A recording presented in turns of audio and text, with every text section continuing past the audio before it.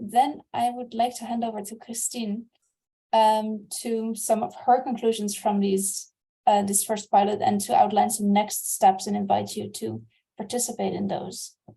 Christine, go ahead. Yeah, thank you, Jana, and thank you everyone for your testimonials, and big thank you for supporting this project. As I said, it wouldn't have been possible without your great efforts. So the next ambition is already there. We want to extend the database to all EU 27 countries and also to more sectors, if that's possible. And maybe I should have started the whole day with saying, well, what do we want to do? But what we really want to do is be able to know what's going on in the low-paid segment in relation to collectively agreed pay. So this is why we want to create this time series of collectively agreed pay. And those time series later on, they can be used for different research questions. So one research project that will be starting already next year is to see to what extent will changes in the statutory minimum wages in some countries, so big hikes, impact on collectively agreed pay in low-paid segments. And this will be one example where we already will try to use these data that we're going to generate. So before I present you with the list of low-paid larger sectors that we're interested in, I probably should say a few words on as to how we have derived and selected these low-pay sectors. So first of all, when we're talking about low-paid now in the context of this particular selection of sectors, we've decided that we look into the first 3 lowest earning deciles as per the Eurostat labor force survey. And the reason behind that is that in the labor force survey, in most countries, there are a few exceptions, but in most countries, there is still no single figure on earnings, but there is information on which pay decile does a worker belong to. And we look into the third 3 earning deciles now.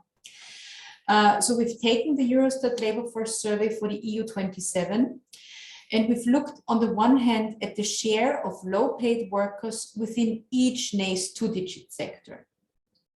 As it's only across the EU 27, it is of course an average. So it might be that what we call a low-paid sector at the EU level might not be as low-paid in all of the countries. So for some countries, the sector might be higher paid. But on average, across the EU 27, the sectors that we've selected have a very high share of low-paid workers. And then with the sector selection, we also wanted to make sure that we are looking at the larger low-paid sectors. So not look at the special cases, but really ensure that a good number of workers is covered within these segments. So in total, the sectors that we've selected represent about 24 million workers EU-wide, which is about 14% of all employees, according to the labor force survey. And in addition to the sectors that we've selected with this method, we've also added a few sectors just out of political interest. The road transport sector, because ELA, the new agency, was very interested in that, and then also warehousing and construction. They are not as low paid as the other sectors that we've selected, but we thought it would be valuable to include them as well. So these are the, I think, is it 24 low-paid NACE 2-digit sectors that we want to include in our database, but we've related them back to the NACE 1-digit level. And what we will do and what we'll ask our correspondents to do is to identify agreements which fall under these large NACE 1-digit sectors, but first and foremost focus on these low-paid NACE 2-digit activities within the sectors. So I don't think we will try to be representative for the NACE 2-digit level as such. So we will not be able in the end then to compare, say, the food product sector across all countries, but we will provide breakdowns at NACE 1-digit level for sectors. But within these sectors, we can say that we try to capture the larger low-paid segments. So that's the idea going forward.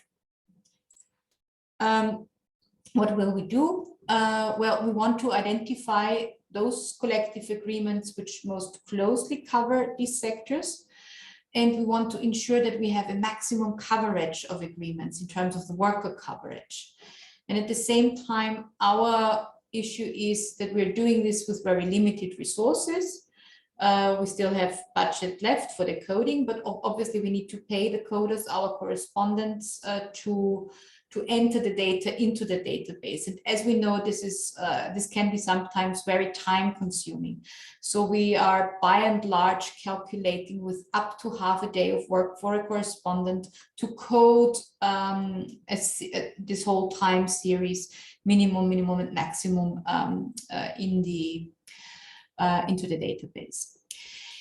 In discussion, in consultation with this expert group, we have also agreed that it will be better for the project finally to go for more sectors rather than going deep into each sector.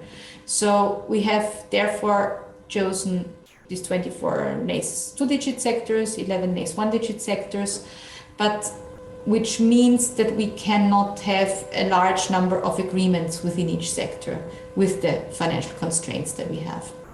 But we chose this because we felt this will give more opportunity for countries with less collective bargaining coverage, many Central and Eastern European countries, to be able to provide more agreements. That's one rationale for that. The other rationale is that we have a broader view of what's going on across the economy, rather than, if we were to look only into few sectors.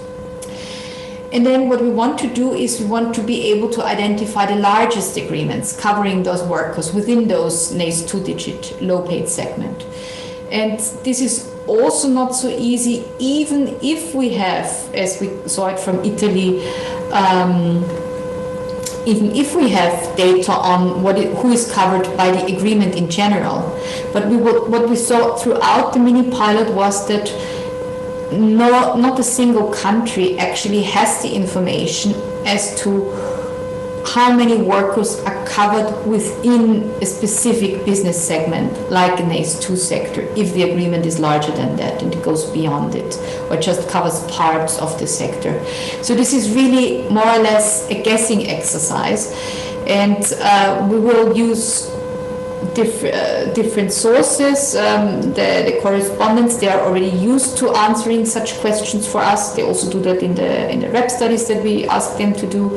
They can consult unions, but they can also try to give us, say, only a ranking of the agreements they identified as to which ones are believed to be the largest ones.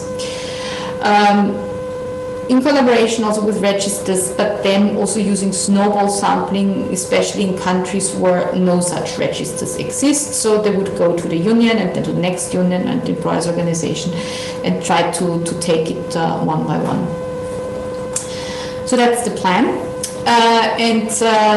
What do we want from you? What do we require from the registers? So for the first step, which is about the sample selection, we would like to get, if at all possible, a complete list, if that's possible, of those collective agreement texts which were either valid or, in case it exists in your country, also ultra valid in the year 2020. So the year 2020 will be our focus for the sample selection. And then if it exists, then obviously already tagged with NACE codes at the 2-digit level. If it's available at all and easy to do, just to push the button on a database, please just give us all agreements and we will look into that. If it's not so easy, if you're not in the position to just push a button, but if you could help us with trying to select some for us that could relate to our sectors, that would be also very helpful. Or maybe it's easiest to give our correspondents access to your databases. That's another way of helping us with that. For the agreements, as said, we weren't interested in the name, start and end dates, the link to the text, nice 2-digit levels, and if possible, nice to have signatory parties, if wage clauses are included or not, and public-private. And then for those agreements that we will finally select to be included into our database, we're also interested then in the past text, so going back to the year 2015 or even into the future if the agreement after 2020 has already been renewed again. So past and future renewals of the 2020 version of the texts. And what will we do with these agreements? Well, again, first of all, we try to get access, which is going on now. And then in December, we will start with our network of correspondents to enter the first sample selection stage, where we ask them to provide us with a list of agreements which they propose to be coded for each NACE 1 sector, focusing on the NACE 2 low-paid segments that I've presented. At this stage, they should also try to give us some further short background information on pay setting within each sector and collective bargaining within each sector. As a form to document metadata and as a form to make the contents of the database, put them into context and make them understandable for an audience that is using the data afterwards. We will then, probably in February, around February next year, start to select agreements based on the resource availability from this proposed list. And then from March to May next year, we intend to have the agreements coded into the database. This will include, on the one hand, a limited set, so even smaller set of information that Jakob showed before at the level of the collective agreement, but still some information on, what kind of pay scales or pay rates are there and what pay differentiators are used in the agreement. And then also these time series. And we will test, so the minimum that we will want to do is to have a minimum and a maximum pay rate for each agreement. But in this first step, we will also test and pilot a little complication where we see, can we derive two types of minimum pay rates. One which is related to an unqualified worker with no education or no detachments, and the other pay rates if that exists for a qualified worker. And we will see whether this flies. If it flies in this first step, then it will also go into stage 2. If it doesn't fly, we will simply focus on the minimum and the maximum within the agreement. And this is the plan. So again, we will rely a lot on your cooperation and support, and we're already thanking you very much for that in advance. And now I'm handing back to Jana.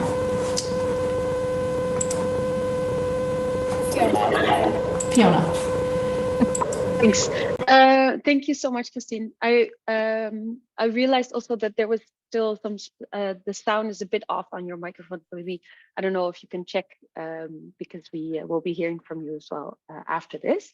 But thanks a lot, Christine, for these next steps.